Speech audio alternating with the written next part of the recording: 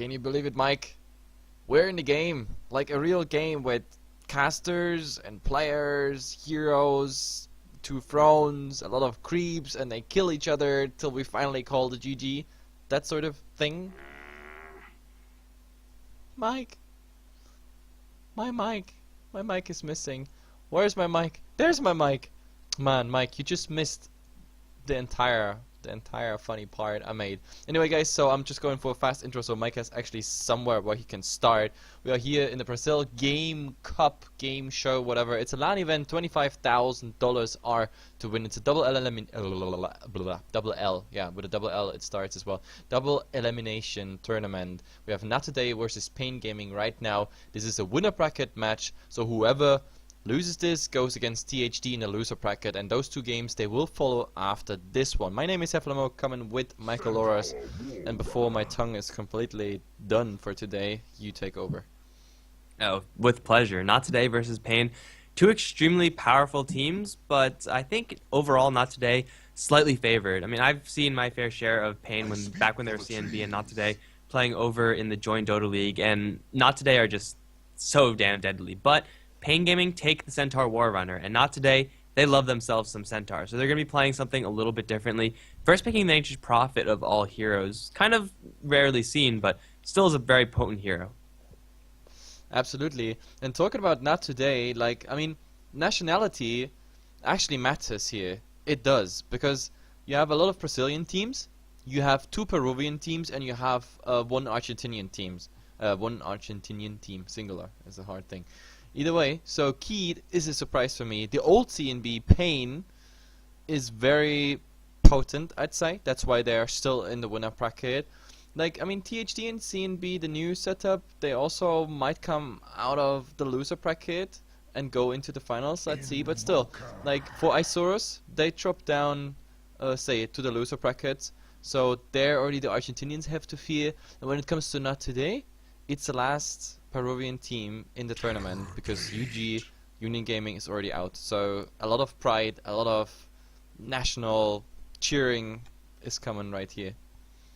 Yeah, and NoT today are, from what I know of the teams, for the most part, are going to be favored in most of their matchups. So NoT today, it's going to be a lot of pressure on them to perform from the people in their country, but I'm sure they'll be able to step up to the challenge. They're a solid team, and well, we have ourselves a draft. We got Nature's Prophet as well as the Invoker. NoT today, we're already going to start things off with some global shenanigans. Sunstrike, as well as that teleportation, going to be hopefully applying a lot of pressure to the Pain Gaming side. When you pick up a Terrorblade, you kind of have to expect to be pressured, and hopefully NoT today are going to be pressuring appropriately versus that hero. Centaur to buy the Terrorblade a little bit of space is going to be very nice, but the question is, as always with the Terrorblade pickup, how much is he going to farm, and is NoT today going to punish this Terrorblade pick? Yeah, it's the second time this tournament we actually see here from 6.82 coming in. I mean, we had the honor to see a Leecher commander last game, but he didn't leech enough. He leeched only, what, 68 damage or 90 damage, something like that. In the end, Tony was too strong. That Tony last game was just insane. Now we have another hero, the Terrorblade. You already mentioned it, and I'm looking forward to it. Pain is on the Dire side, right? So Pain's Radiant. Yeah, no, Pain is Radiant. I'm always confusing it, but like no, because I'm trying to actually think about the stats right now. Last time I checked the stats on Terrorblade in 6.82, I think the Radiant Terrorblade has horrible stats, win rate stats. I mean, the Dire one is actually, I think, like twofold higher or something like that. It's below 30% on Radiant side. So let's see, maybe they can change something here. That's pretty weird. I mean, there are differences between the Radiant and Dire map, just like geography and such. I don't think it's that relevant for Terrorblade, though. Like, Terrorblade's not a huge Roshan hero. He's just a sit back and kind of farm hero. And yeah, the fact that there would be any difference, I mean, that's a pretty substantial difference as well. So that's kind of surprising to me, but no, we'll see if it actually matters. I don't think it really should. I say, this fact, odds be damned, Terrorblade is going to be strong regardless. And we do see the rest of the bands coming out now. Viper, Enigma, Phantom Assassin, Spectre. Pain Gaming want to have late game dominance. They don't want this Terrorblade to be running up against any heroes super late. But not today. They have a Sand King. They're preparing themselves pretty well for dealing with this Terrorblade, I would say. Yep, absolutely. I mean, Terrorblade, To be honest, the golden rule about the Terror Blade is pretty much stun him and he dies. That's pretty much it. So we see some of the Terror Blades as of late. I mean, there are not that many. 6.8 is not that old, but still, those we saw, they actually give up that like little shrouded existence between all those like illusions and go for a BKB. And to be honest, I think then the later the game goes, the higher priority that item gets, because like it's really the truth. That hero, unless he really has amazing farm, like he's not that tanky. He really relies on going in, metamorphosis, being protected by the team, dishing out a ton of damage, and when it's getting too close to the 0 mark of his HP bar, then he's just swapping the HP. That's pretty much all about it. But yeah, he's very vulnerable to stuns. And talking about stuns, Sand King already came out, Vengeful Spirit on top of it. That means we have 2 already. If you count in the Invoker Cold Snap, for example, something like that, we have maybe even 1 more. And of course Deafening Blast, something like that. So there's already 4 types of CC on the pitch, and with the Nature's Prophet items we might even see more. Yeah, dealing with Terrorblade is going to be mostly magical damage that you want, just because he has very low HP but very high armor, therefore physical damage not going to be exactly the way you want to go. So it's all about the burst, and Sand King Vengeful Spirit, not the most burst in the world, but certainly enough, especially when you add a Sunstrike, which is a fantastic tool against Terrorblade, if you could land it. That's always the big if. But with this amount of stuns, as you said, VS Sand King, I expect them to be going for the early stages, roaming very aggressively, and then just trying to get Sand King a couple of levels so that the Sandstorm jungling is going to be a little bit easier down the line. But I could realistically see Vengeful Spirit and Sand King just camping out Terrorblade and making his life an absolute living hell. The Rubik Lich are 2 super defensive supports from Pain, and they'll try to keep the Terrorblade alive, but they can only do so much, and actually I'm not sure if this is really worth it. Terrorblade getting farm is nice and everything, but these 2 supports don't actually do that much.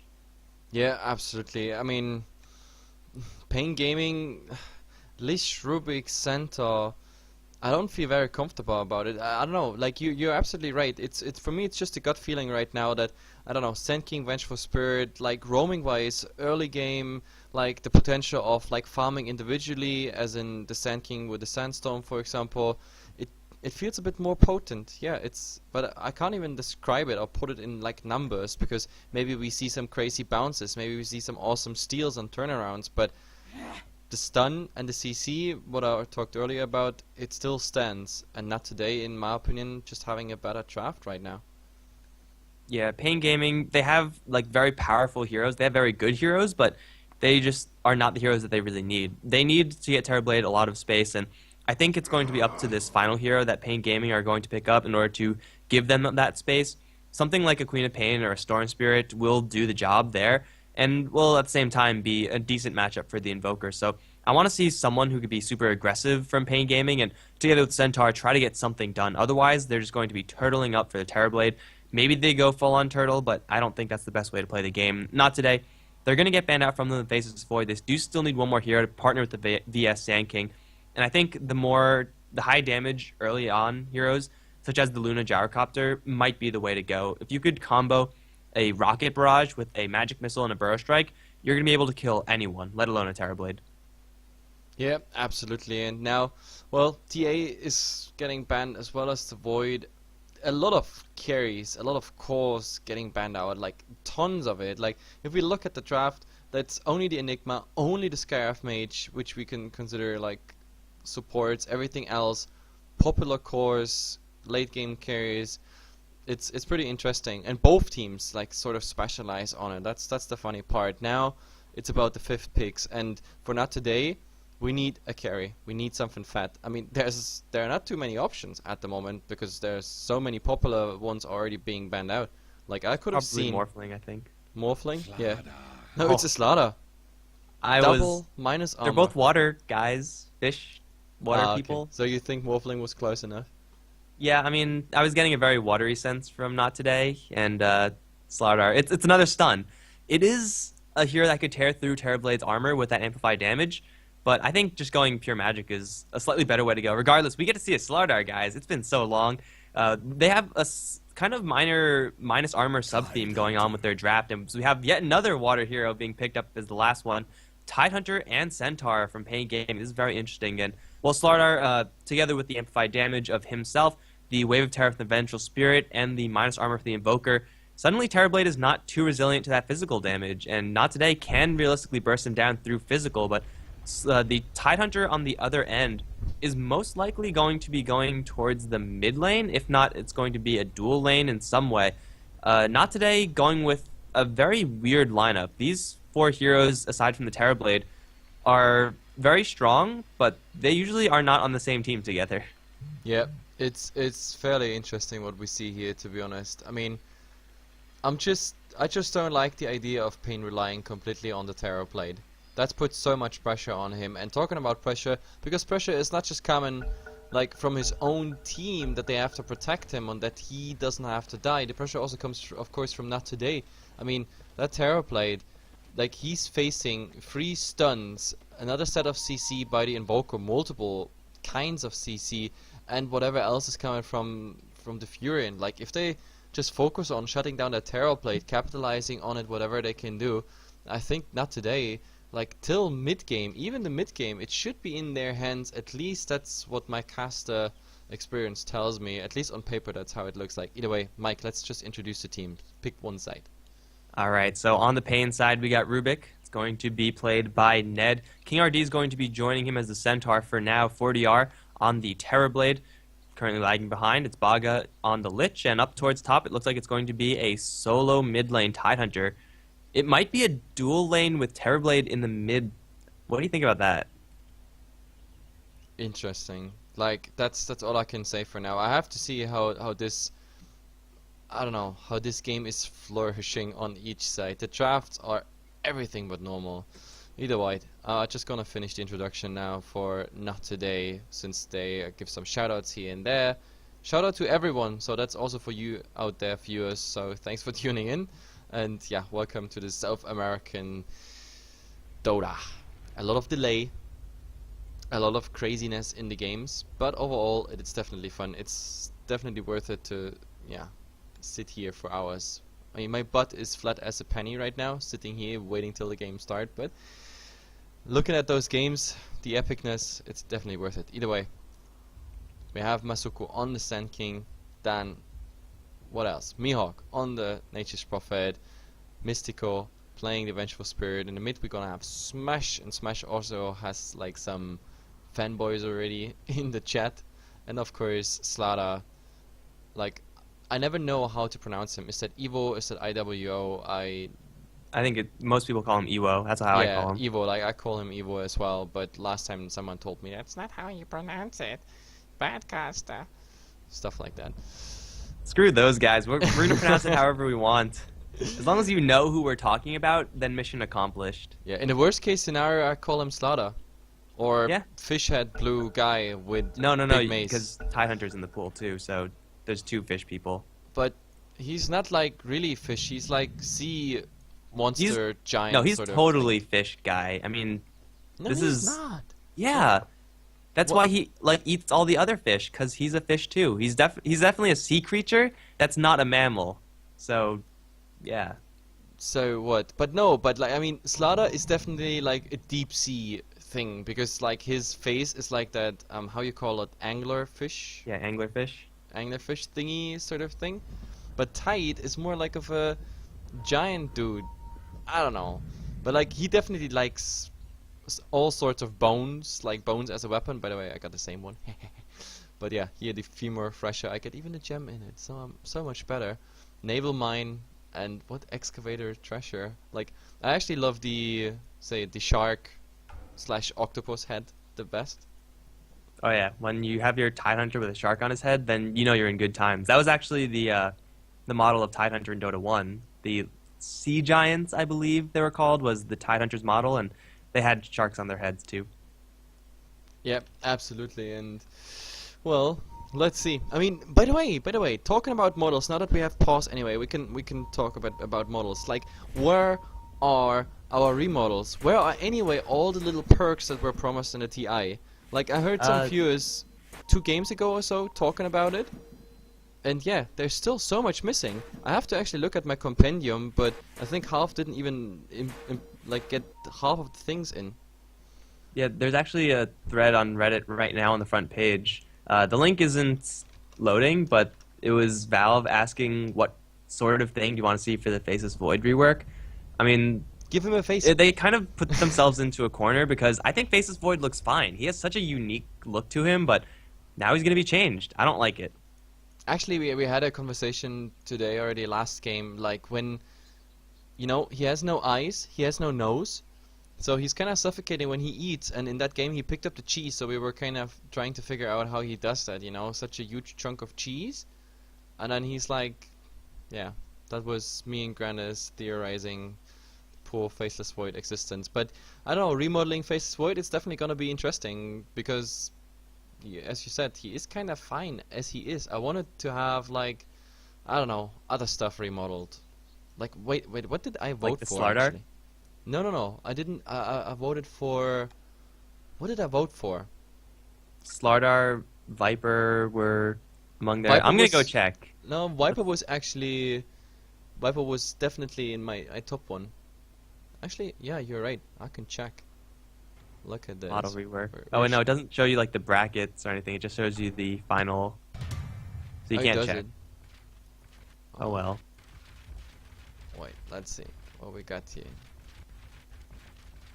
It doesn't Okay. show you. It just shows you the final vote. Unless you are on a completely different page, which is possible, I suppose.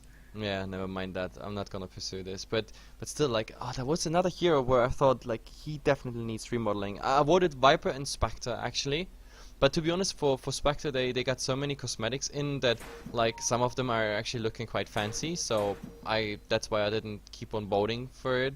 Mhm. Like Lish, to be honest, is also like someone where I think he could. I don't know. He could be a bit more massive because. Maybe it's just me as a World of Warcraft player and having, you know, an extra mass in mind. Right. Got to get the Lich King status up in here. Yeah, sort of. No, He not does look Lich a little King. bit scrawny, and I don't know why he's chained to his tail. Like these chains, have you ever actually looked at them? They don't make much sense. What doesn't make sense? Lich's Oh. chains that like are attaching his head to his feet, and he's just flying. Like what the hell? That doesn't make any sense at all. No, but I mean, the chains are normal. That's how he's sitting in extra mass on his chair. Like, the only part have that he's actually no. flying, because like in World of Warcraft he was just hovering on like some sort of patch of ice. But like, he was pretty close to the ground. And I know that because like, me as a warrior back then, in the 40-man frickin' raid, I've been watching that here for, I don't know, approximately, I don't know, 20 hours a day, like for many days a week, pretty much 2 weeks, 3 weeks straight or something till we get the kill. So yeah, I definitely know how Lich looks. It's a bad memory. Hey, I've played my share of Warcraft 3, and actually, Lich was always in the Frozen Throne, so I don't know if he ever gets out in WoW, but like that chain stuff was like to hold his armor together. And this Lich doesn't have any armor, like at all. He's just pretty much naked. So, I don't know. It seems like these chains don't really make any sense. Yep. But at least what makes sense is reconnecting, and that's what Mr. Lich did right now. So we are hoping that this game is gonna continue anytime soon, so we don't have to talk about other crazy stuff. But Oh, speaking of crazy stuff, you mentioned Spectre. Have you seen that like spiky Spectre model thing? oh, there's the so many cosmetic? like Spectre cosmetics. I think there are more Spectre sets out there than hats in Dota. Wow, that's a pretty bold assumption because there are a lot of hats in Dota. Yeah, that's true. No, but like there are some heroes that have like so many sets. Axe, for example. And Tide.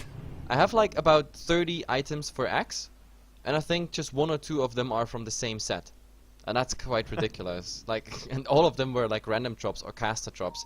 And by the way, shout out to Valve. Thank you for removing item drops for casters. That is really much appreciated. I think I never mentioned it really on stream, but Valve fucked us big time over there as casters, What? don't you think? I still got drops. I still What? got some JDL drops. Yeah. No. No. Yeah, I could no, show you, man. No. Did they implement it again? It was removed, for sure. That casters don't get items. So if it's re-implemented, sure. But last time I checked, no, you don't get it. When you're in a broadcast channel, you don't get items. Maybe I was like watching it on stream also. So I Yeah. was like a caster. Okay, that makes sense. If you're on stream and you're connected to Steam, then yes, you can get items. That might actually be it. Yeah, Yeah. I was probably both casting and streaming it at the same time. So that's yeah, that all makes sense. But it looks like the lanes are actually out. It is going to be Smash's Invoker, kind of to be expected, and he is going to be going up 2v1 versus the Terrorblade Lich combination. Frostblast into Metamorphosis is a lot of damage, but I don't know if it's enough to kill off this Invoker, since Invoker is going to give these two a pretty wide berth. We do see a setup for bottom lane. King RD is extremely tanky, though. He has the Rubik to support. Mistco as well as Masoku just chilling and waiting. And King RD, oh, I don't know if they can get this kill. They need a Sprout. If they don't have the Sprout, they just simply don't have enough lockdown, but even then, he has 8 tangos. These two supports like are doing nothing.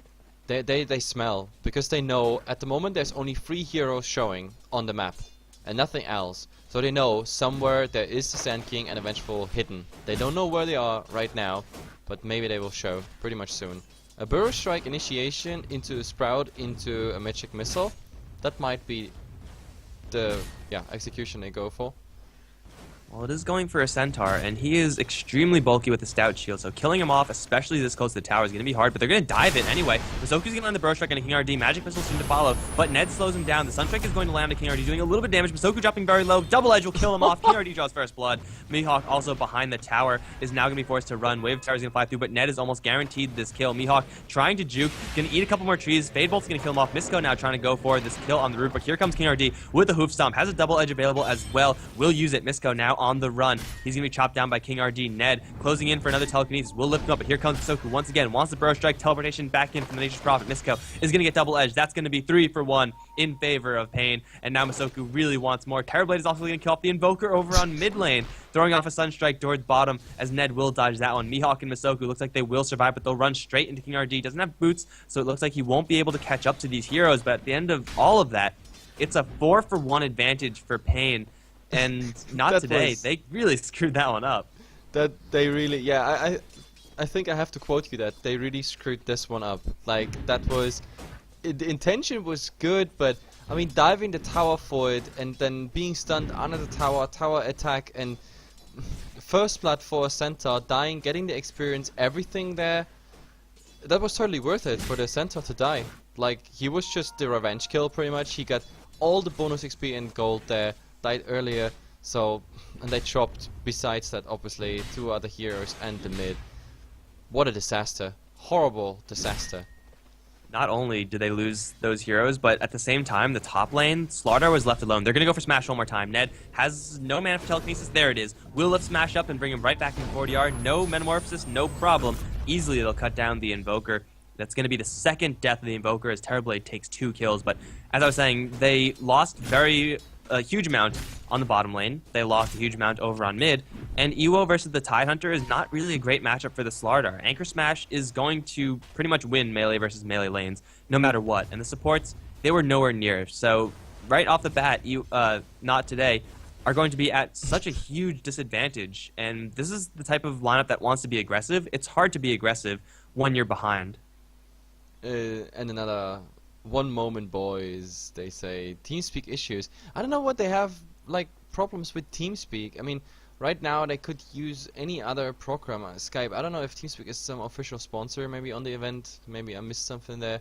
But, like, I mean, it's the 5th time or so we had, like, pauses because of TeamSpeak issues, or even games delayed because something is not working on the TeamSpeak side. So maybe it's time to, I don't know, go for Skype, Mumbo, Ventrilo. Maybe it's time to connect a couple of cans together with string and use that, because that'll do it.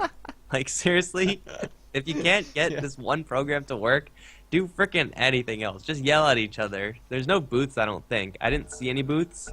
No, there are no booths, but I mean, there's so much noise and whatnot, you can't actually really hear the other side. So I'm pretty sure, like, direct communication is not working. I mean, if you have ever been on a LAN as a caster player or whatever, you know that, like, I don't know, there's so much noise, you can't really understand anything, like, at least when you desire to have, like, clear commands and whatnot. Either way, back to the game, we have Baga here already, like, stacking up this is on this side, I guess, for Terrorblade and or Tidehunter. On the other side, where the real stacker is, it is the Sand King. But do we have stacks? No, we don't have stacks. Actually, no, never mind. We have a triple stack here already at the central camp mid. Okay, that's, I guess, the first approach for not today to get then a Blink Dagger on that SK. And it's a necessity. Like, after such a disastrous start, you really need some sort of comeback mechanic, and stacks are pretty much the way to go since you get so much experience in gold in such a small amount of time. Not today are going to need as much as they can, and already we see Mihawk. He's pretty much been forced out of the lane somehow. I mean, he's facing up against a Centaur who is going to have a level advantage even though he has a support. Mihawk is, for the most part, out of this game, and he's going to try to recover by jungling Ancients glacially slow. It's not going to be doing much for the team. Once again, not today. They can't really be aggressive right now. They are an aggressive team. That's like pretty much what they do. They're going to go for green text over on the top. Magic Pistol's already going to land, but Slaughter got Anchor Smash, so he doesn't actually put out that much damage. Forcing out a teleportation from Baga is nice and everything, but definitely not enough. Not today. They need to get kills with their type of lineup because at the end of the day, 40R is still getting farm. And that's disastrous. You never want to have the enemy Terrorblade get farm. Absolutely. I mean, Terrorblade, we already talked about how crucial it is that he gets the farm up, and the farm is definitely coming on him, especially if the stacks, if those stacks are for him, then that will be quite interesting, to be honest. And with illusions, I mean, he can only use one illusion at a time, otherwise the creeps are using their special abilities, but well, let's see. The Invoker in the mid, definitely, he's not having a good time. I mean, he's 17 and 6, 27 and 5, 10 CS more at the moment on the Terrorblade, plus he died twice, which is always bad news for Invoker, because the Invoker, at least for the start, he needs the farm. Like, I mean, Midas is, I guess, what he wants to go for, but then again, Smash is a good player, and let's see if he can recover. But the Lich present there with a level 3 Frost Blast at the moment, it's, well, it's tons of harass. It's some real serious beats on this Invoker, and he does have Alacrity to kind of make up for the out-leveling that he's currently experiencing, because he'll just have that additional right-click damage. Gonna guarantee himself some CS over on the mid lane, but right now, not today. They're just trying to get some recovery items on their Sand King.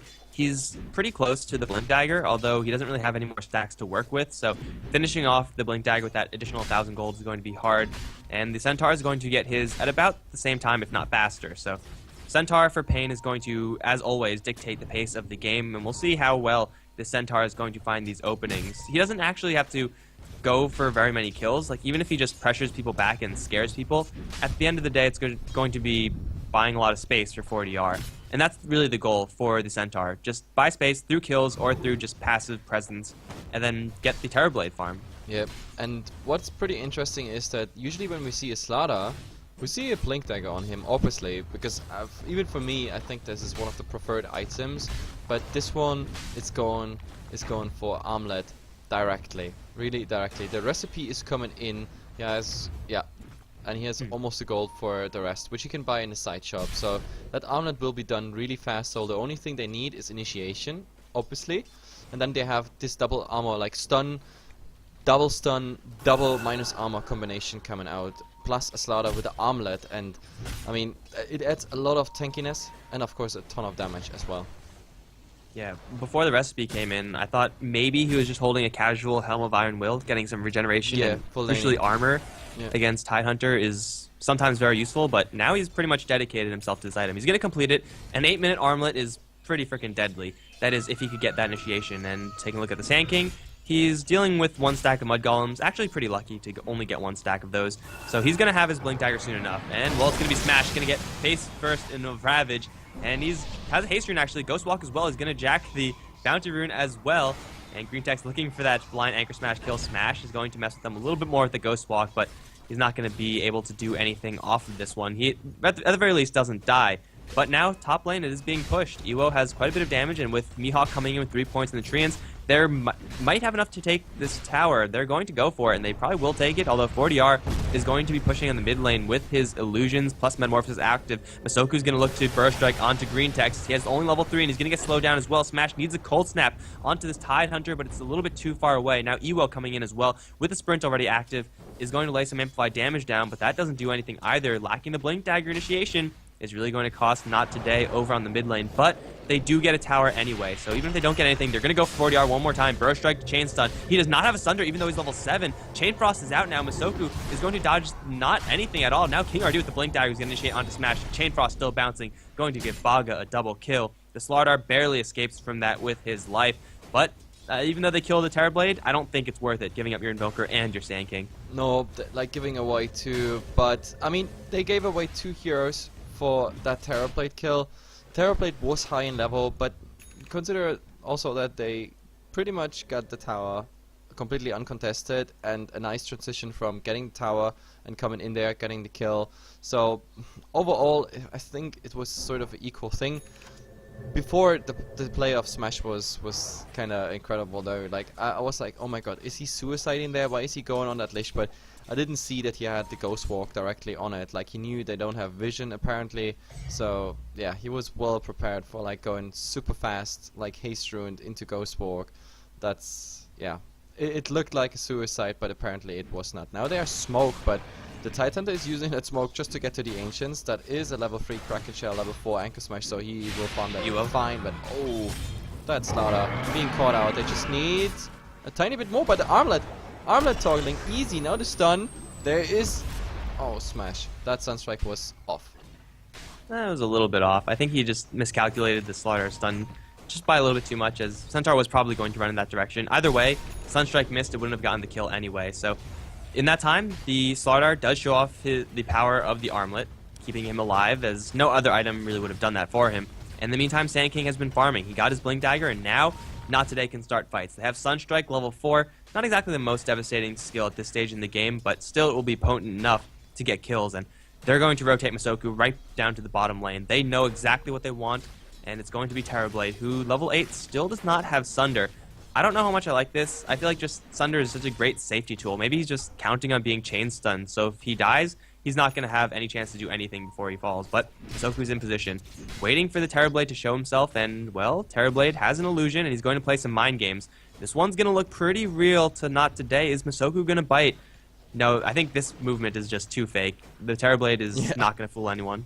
No, that was definitely, I think that was more a scouting attempt than like, you know, being sort of elusive and trying to, I don't know, trick them into something. But the fact is, they have the initiation, you're right, they can do so much. The Sunstrike, to be honest, in this game, you can't really miss a Sunstrike. I mean, the Sprout setup is easy, the Burst Strike setup into Magic Missile, or even both alone, is easy, as well as the Sunstrike, what am I saying?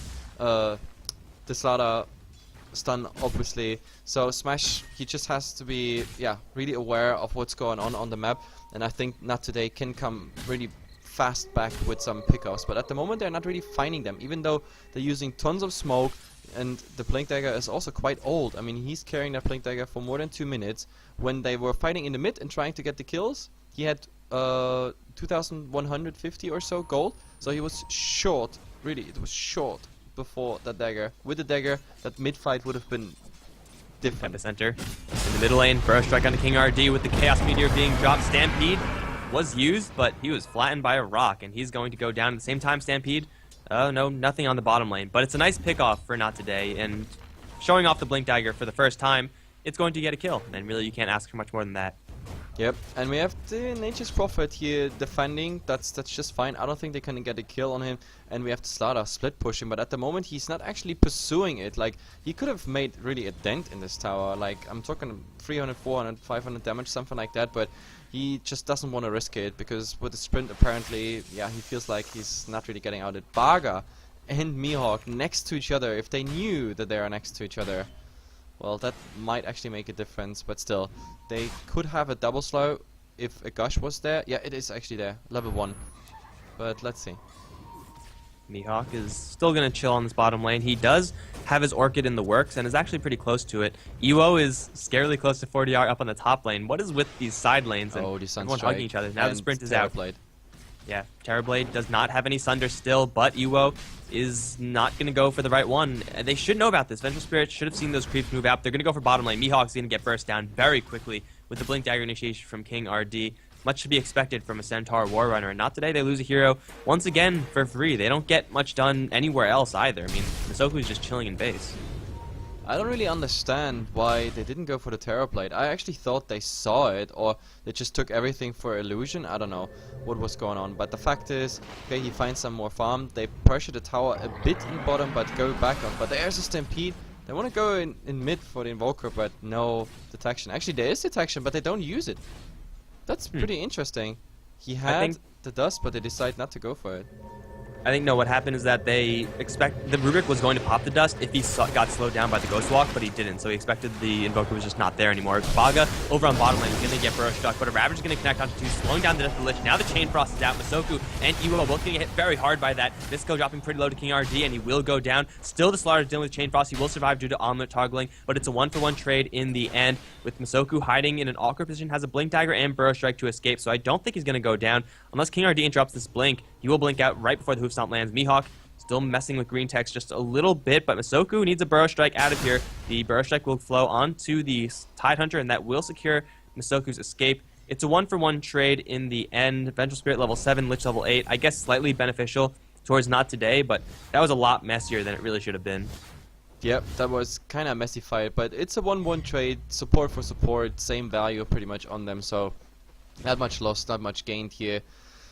Objective damage, well, the Terrorblade not really starting to push. He's focusing on those camps, side camps he's farming at the moment. He actually has quite some decent gold, 3,000, so let's see where this is leading. In the mid, well, the center attempted to stun Smash here, but Smash pretty fast on the reaction. After he died twice in the mid, it seems like he woke up. It's like, he's like, no, guys, I'm not gonna die again, not again.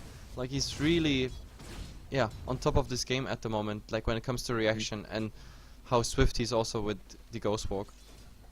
Yeah, maybe the first 2 deaths would just give Pain a little bit of an edge, just to make things interesting, as Smash is now going to be playing for real. Has Hand of Midas working, and the levels are going to certainly get help. They're going to go 40R up on top lane. The Chain Stun is perfect, and he will be brought down. Here comes the Tidehunter, but he doesn't have Ravage. Toku with the epicenter is going to do a little bit of damage, but now the Sand King is going to fall. Iwo is going to sprint himself out of there. Misco thinking about joining, but they're instead going to go for Ned. Smash's Sunstrike is going to be stolen, but if they land any sort of table on the Rubik, they will get rid of that Sunstrike threat.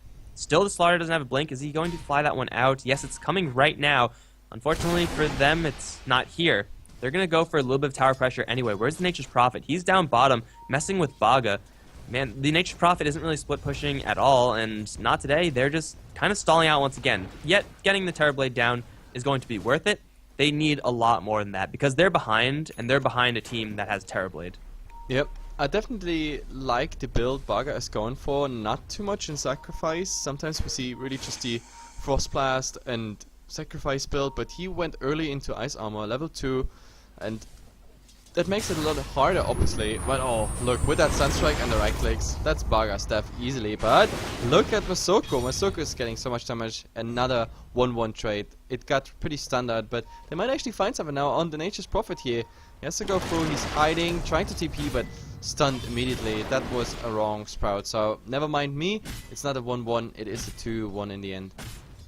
And not today, just bleeding heroes. I mean, killing off the Terrorblade is nice, so that's a good trade for them, but all these other trades, probably not worth it. 2-for-1, definitely not worth it, so not today. They are kind of in an awkward position where they are trying to get kills and doing everything right on paper, but it's just not turning out the way it should be. 40R is not getting that much farm right now because he is holding on to so much gold, which doesn't help you at all. Iwo is going to run into 40R. Teleportation coming in from the Lich. A little bit too slow, and it won't slow down the sprinting Slardar, who is pretty much all the way back to safety. But he is not going to get anything done over on the top lane. They lose a tower on bottom, and not today. They just took another exchange of events that really didn't benefit them. Terrorblade looks like he is going to be going for a Radiance build. I mean, it's okay in this situation. They're going to go 40R one more time, though. Armlet is active, and the Sunder is going to catch Mihawk. Now the Stampede as well. 2 shots are going to kill off the Nature's Prophet. Iwo, stuck in the creeps, is going to try to Armlet toggle his way. No, it's not going to happen. That's actually a 3rd kill going the way of the Tidehunter on the bottom lane, killing off the Sand King. That Stampede was pretty crucial, and finally 40R uses Sunder, and it turns out Sunder is pretty good. That's a 3-for-0 exchange, and not today. They're not even getting a single thing off of this. Maybe they'll get this tower if they're very lucky, but probably not, because King RD is here. Will force Smash to use his new Blink Dagger to escape, but really not today. They lose 3 heroes, gain absolutely nothing. huge losses for Not Today and huge gains for Pain. Plus a lot of tower damage as well. Like Titanda is still hitting that tower even though he has tower aggro. Now he got rid of it.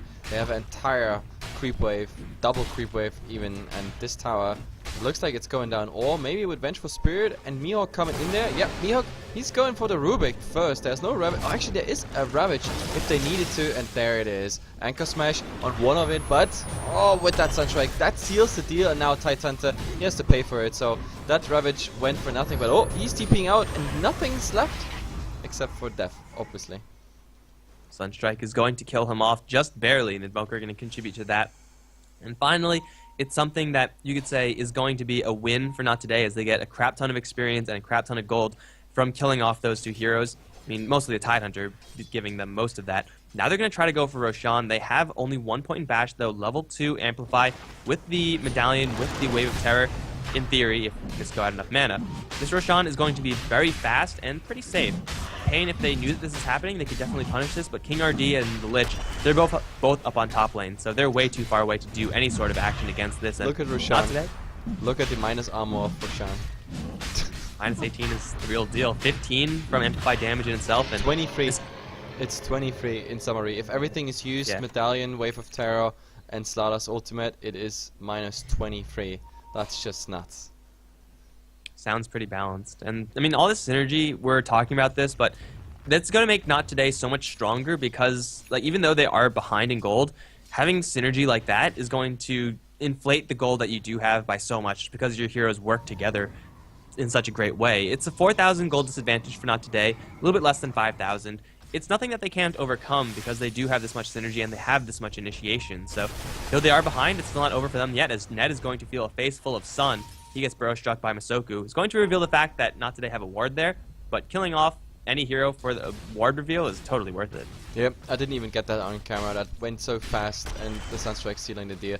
Top, I was looking at top because they were waiting for someone to come on the tier 1 tower and initiate on them. There are 4 around, but yeah, Titan is going back mid, trying to defend here, and he will be successful there. Going back, this is not really worth it to go against him. But then again, Ravage is still not available. Not today. They should know that.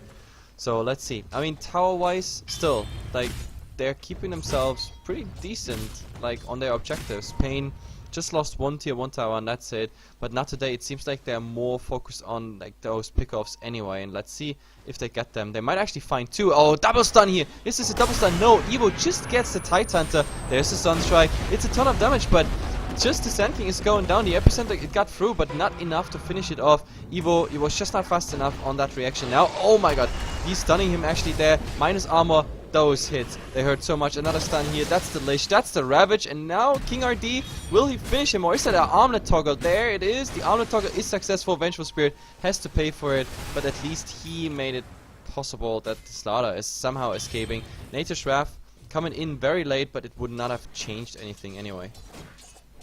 That is a 2 for 2, so trading a couple of supports for a couple of supports is going to benefit the Slaughter a hell of a lot, because he was the one to slip away from there alive, though he does still have the Aegis. Fortunately for Not Today, none of their cores were in real danger in that engagement, so forcing out the Chain Frost, using the Ravage as well, yet still getting a good trade is going to be nice for Not Today. They still have yet to group up and really do anything as 5, and with the Tidehunter Ravage down, they might be looking to do that, especially over towards bottom, where Masoku is moving downwards with the Vengeful Spirit now teleporting in. Mihawk has an Orchid, but killing off a Tidehunter is damn hard. He has level 4 Kraken Shell as well as a mech.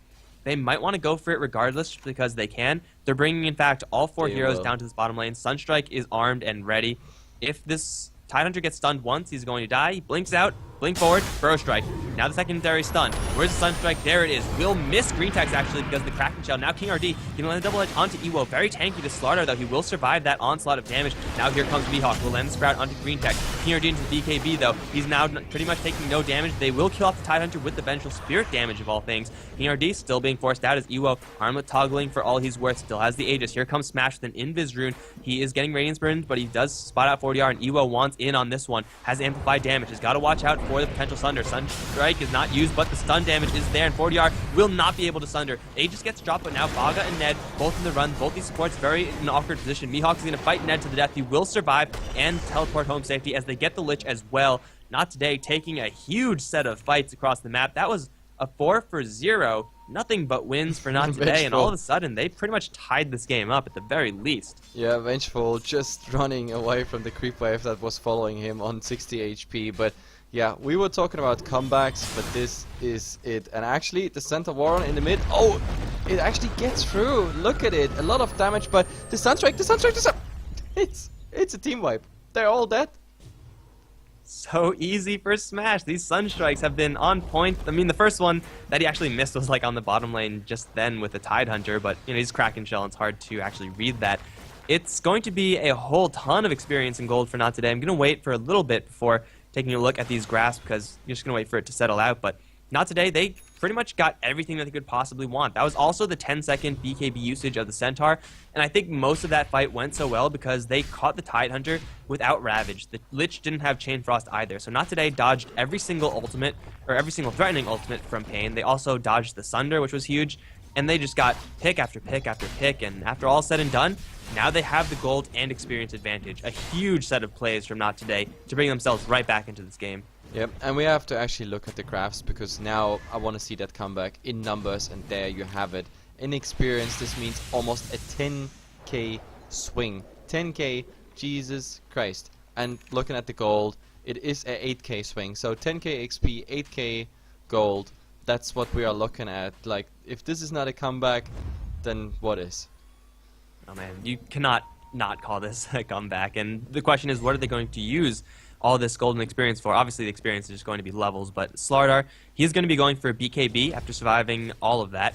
The Nature Prophet has completed his Orchid, now has a Blink Dagger of his own, so that's the 4th Blink Dagger for Not Today, and I'm sure Vengeful Spirit, if she had enough gold, would want to buy hers as well. Sand King is on to 2100 gold, maybe a Veil of Discord to help out the Invoker do damage, who's going for a Sheep Stick, and then VS, he's picked up a nothing because he's poor.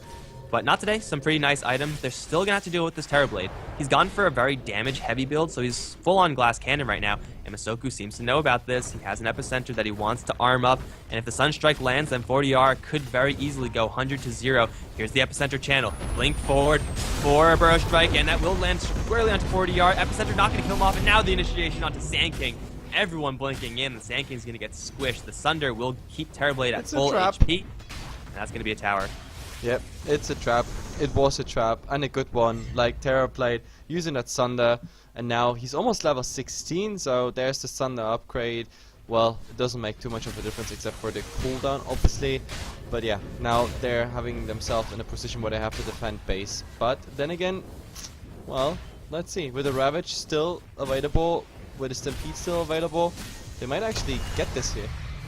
He was going to jump in, first of all, forcing out the BKB of King RD, a minor victory, but also Sand King being forced to buy back, a minor loss. Smash wants to get in on this one. He has a Blink Dagger, and he could go for Ned, but a Blink Ravage going to catch literally nobody. Green Text getting completely mind game. Now Evil going to land a 3-man strike with a Sunstrike kill off Ned. Evil's going to BKB and try to go for Baga now. Chain Frost might be thrown, but it won't do a damn thing. They're going to lose the gem as well. Green Tech's going to blink up to the north. Will he find solace in these trees? It looks like he might. Everyone's going to blink forward, but it's a little bit too late. Not today. They force out the Ravage. They take 2. They trade buyback for buyback, and they make a successful defense of their Raxes. That was a pretty nice play, or a pretty nice set of plays from Not Today, and really Green Tech's kind of messed up just a little bit too much there. Blind Ravage also Mihawk was only going to catch the Invoker if anyone was actually going to be caught at all. No, he wasn't the only one with the mistake. It was like Mihawk, like right there. Like he tried to body block the Tidehunter and he thought he blinked there, but instead the Tidehunter had the Blink Dagger, so that was all he did pretty much there. Oh, but Slaughter, you really don't want to be there. You really don't want to be there, but at least he has vision now on the TV. That's pretty much all he wants and all he says. Oh, he's staying around though. Double edge hoof stomp. Oh. They need a little bit more damage. There it is. Yeah. Like, that's also dominating now going to the Rubik. Well, Rubik is definitely gonna be happy about this one. Like, I mean, as in fights, no, this was just a small comeback for Pain, but overall, Not Today, they can probably keep what they conquered here as in experience and gold. Top that tower, Mihawk does not deny it. I'm really... Mihawk? Now? Maybe? Tower? There? Nah, you don't need to deny it. Just keep it there and have it die naturally. Because By old age. not the way to go. Yeah, you can't put the tower out of its misery. It still has 40 HP to live through. That's going to be huge. It's going to make the difference. You just wait and see. Yep. Let's see. 44. Like it's the second time where I'm like Mihawk. Okay, that's an interesting decision. Titan are top alone.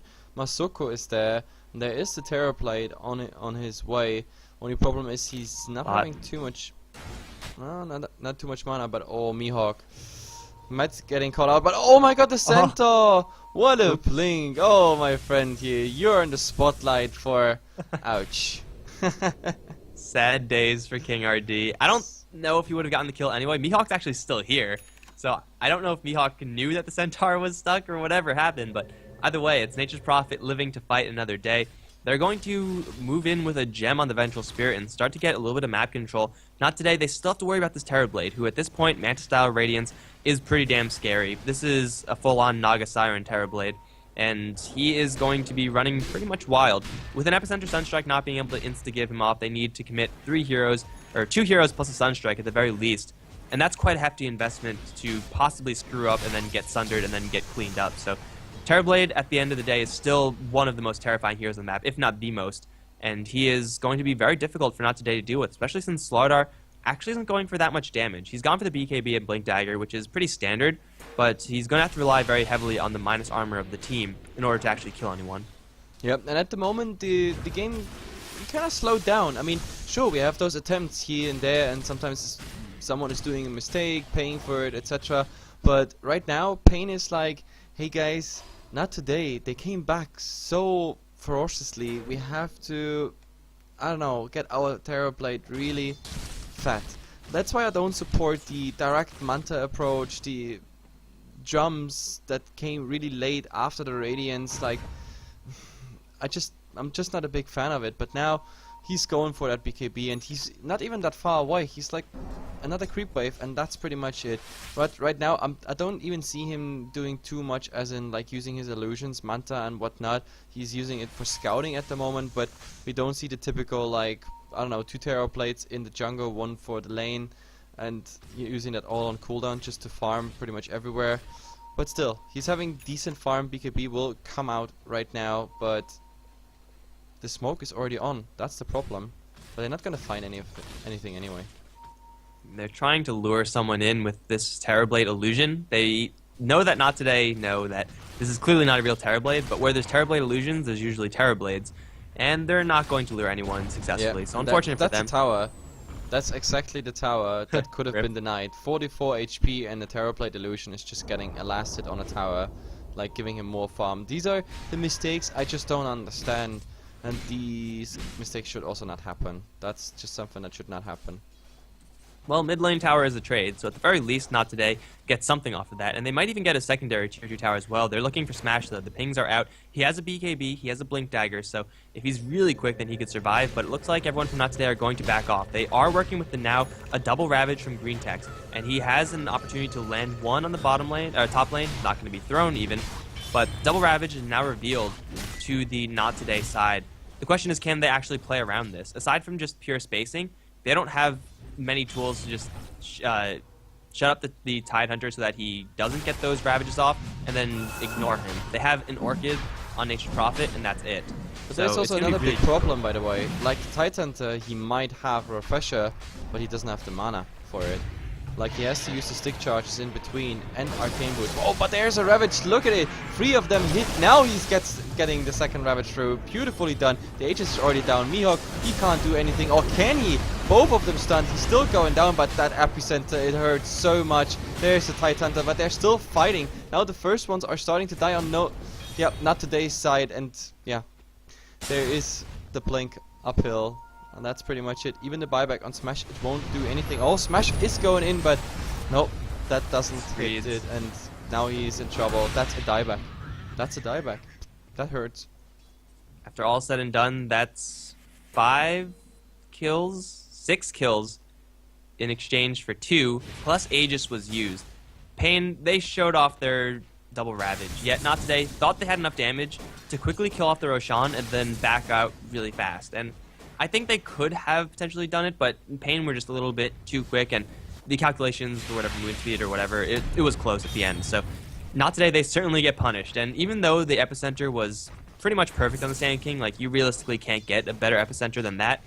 Double Ravage to start off the fight and losing the Vengeful Spirit just by the Centaur Warrunner alone, it's just too much to come back from. And not today, they just lost the biggest fight that they have lost in this entire game. Yeah. And fortunately for them, Pain aren't really pushing the base, but there's just so much stuff that not today have to worry about later on that even if their base stands, it's not really going to be that relevant. They might lose a set of Raxes up on top to these illusions. That's going to be close. Kill it off. There we go. Range Rax survives, but still Pain are in such a nice position that it's okay that they didn't get anything off of that huge team fight.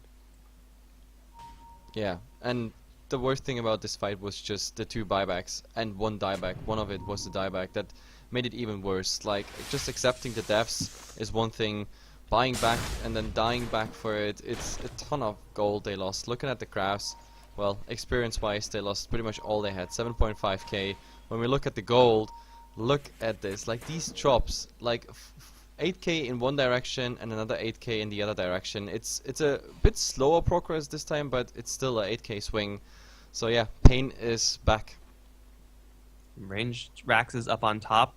They actually get denied, so not today.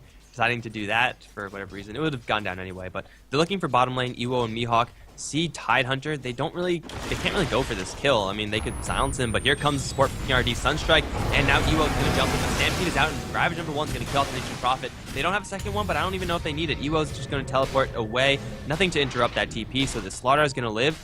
But they kill off the Nature's Prophet, and that's just another kill for Pain, and that's going to potentially open the door for a push. They know that the Nature's Prophet does not have a buyback because he used it right after that Roshan fight, so this is going to be a straight push down the bottom lane. They'll have a Ravage if the Tidehunter gets a little bit more mana and he wants to refresh it, but even if they don't have a Ravage, I don't really think it matters. Not today. They need the Womboist of combos if they actually want to hold this bottom lane. Yep, absolutely, and I don't know, these ganks at the moment, like not today, they seem desperate. Like the Slaughter missing his stun there, like Mio going in on a target they can't really kill anyway, even with all their setup, and now the Terrorblade illusions. Look at all this, 4 of them, and the tower is just going down. There is, oh, Mozuku going in, there's another Ravage they just used, but the BKB was on. Sand King is the first one to die. Like, Fury is not even in this fight. This is 3 down, and that is smashed. Slaughter buying back. It's too late, I think, though. Like, he alone, he can't do anything. This is a 3 for 0 trade. No, 4 for 0 trade with Mihawk soon back. No, they're gonna finish this right here, right now. Yeah, this game is over. 40R was actually the only person to die on Pain, but he has Boots of Travel, so he bought back and traveled back. They invested, not today, every single thing that they had in order to kill off his Terrorblade. And he didn't get Thunder off either, so I guess mission accomplished from not today, but the mission was a bad one, and now they're going to lose everyone. This game is over, so just going to quickly go over that fight. They had a Ravage out, and not today. They kind of were feigning the Burrow Strike with Sand King. Like, the goal of Sand King was to blink forward Burrow Strike just to mess with Pain and try to make them use something. But then the Invoker went in and fully committed to the Terrorblade. And at that point, when you have a Sand King and Invoker both on the front lines, it's just going to end. So, not today. They drop another huge fight. Now they're facing up against Megas, and they killed off the Terrorblade, but Terrorblade at this point isn't the only hero to do damage. Everyone from Pain, so many items on their person, it's just too much, and that's going to be it. Yep, that's it. The throne is down, and Pain, quite convincingly, they had a good start. A horrible disaster in a fight where Not Today came back, and I thought, like, wow, now they just snowball through it all. But no, not today. They lose this after Pain, I don't know, kinda settled with the fact that they had this huge comeback, but from there on it was kinda a restart of the game, and they started where they, how they began the game already, like in a very good fashion. That means Pain Gaming is still in the winner bracket, and Not Today is dropping down. That means they're gonna meet THT, the house is down, in the loser bracket, which we're also gonna stream now. But before that, we have, oh god, where it is? No, actually, oh, this might be it right now. They might play again. So it's either Isurus versus CNB or the house is down versus Not Today. I'm not quite sure if it's really that order, but we guys, like, we keep you guys informed. That's it. HeflaTV out, Michael Loris out. We are back in hopefully just some minutes and not an hour or so. Let's hope for it. Pretty hopeful. Yeah. Okay. So see you guys in 50 hours.